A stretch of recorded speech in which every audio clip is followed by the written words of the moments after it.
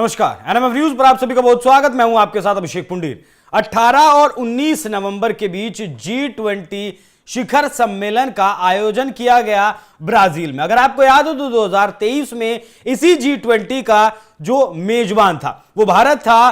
तमाम तरीके के यहां जो G20 में 20 देश शामिल हैं, उनके सभी के ज्यादातर के यहां राष्ट्राध्यक्ष आए थे, और जिस देश के राष्ट्राध्यक्ष यहां नहीं आए थे उनके तौर पर उनके प्रतिनिधि हिंदुस्तान पहुंचे थे। अब उसी तरीके से ब्राजील में G20 चल रहा है, जहां प्रधानमंत्री नरेंद्र मोदी भी पहुंचे, और ज्यादातर इस G20 में जितने भी देश शामिल हैं सभी देशों के राष्ट्राध्यक्षों के साथ प्रधानमंत्री मोदी ने मुलाकात की। लेकिन इस G20 में प्रधानमंत्री मोदी की मुलाकात ब्रिटेन के प्रधानमंत्री स्टारमर से जो मुलाकात हुई वो बेहद खास रही, क्योंकि इस मुलाकात के बाद ऐसा कहा जा रहा है कि भारत के जो भगोड़े हैं नीरव मोदी और विजय माल्या, जो कि जिनकी खबर है कि वो लंदन में ही हैं, उनके अब हिंदुस्तान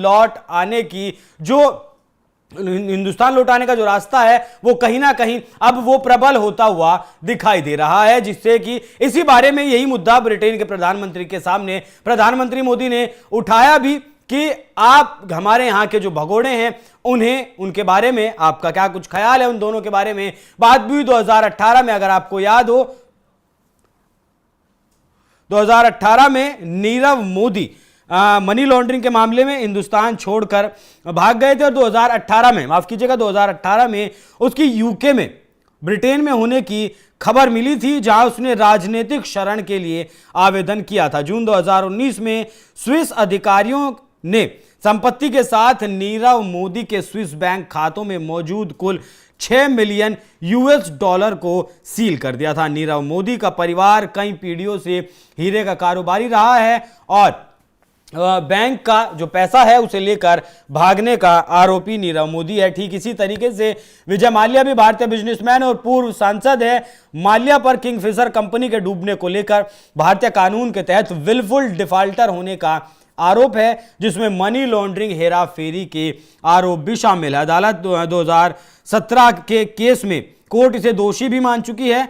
अदालत के आदेशों का उल्लंघन करते हुए अपने बच्चों को 40 मिलियन ट्रांसफर करने के लिए माल्या को 2017 में अवमानना का दोषी पाया गया था, जिस पर 4 महीने की जेल और 2,000 रुपए का जुर्माना भी लगाया गया था। लेकिन अब जिस तरीके से इन दोनों को लेकर प्रधानमंत्री मोदी ने ब्रिटेन के प्रधानमंत्री स्टारमर से मुलाकात की, उन्होंने जो पदभार संभाला उसकी बधाई दी। साथ ही स्टारमर ने भी तीसरे कार्यकाल के लिए प्रधानमंत्री मोदी को बधाई दी।